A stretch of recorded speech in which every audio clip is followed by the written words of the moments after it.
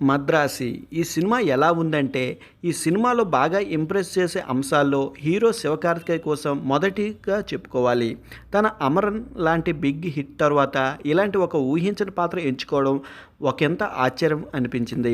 ఇది వరకు వచ్చిన సినిమాలు అన్నిటికంటే బహుశా 'రెమో' తర్వాత నటుడిగా తన నుంచి ఒక సాలిడ్ రోల్ ఇది చెప్పుకోవచ్చు. నటుడిగా ఈ సినిమాలో కొత్త వెర్షన్ తన నుంచి చూడవచ్చు.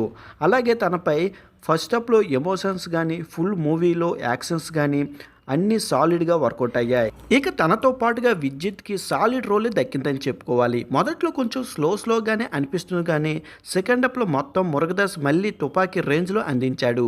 విద్యుత్ రోల్ కోలుకున్న తర్వాత నుంచి సినిమా మొత్తం మారిపోతుంది. ఇక వీరితో పాటుగా డాన్సింగ్ రోజ్ ఫ్రేమ్ పంబీర్కి మంచి పాత్ర దక్కింది. తన నటన, యాక్షన్ పర్ఫార్మెన్స్లు బాగున్నాయి. అలాగే హీరోయిన్ రుక్కీ వసంత్కి సినిమాలో మంచి రోలే దక్కింది. దాదాపు తన కోసమే అన్నట్లుగా సినిమా కూడా ఉంటుంది.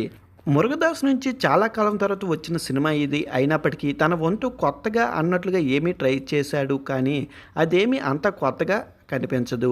ఈ మధ్యకాలంలో పలు సినిమాల్లో చూస్తున్నట్టు గన్ కల్చర్ కాన్సెప్ట్కి తన స్టైల్లో హీరో పాత్ర దానికో లోపం పెట్టి అక్కడక్కడ తన పాత సినిమా స్టైల్లోనే కథను నడిపించాడు.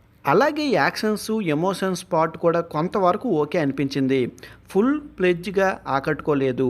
కొన్ని చోట్ల అవి పార్ట్స్ గాను, కొన్ని చోట్ల న్యాచురల్గా అనిపిస్తాయి.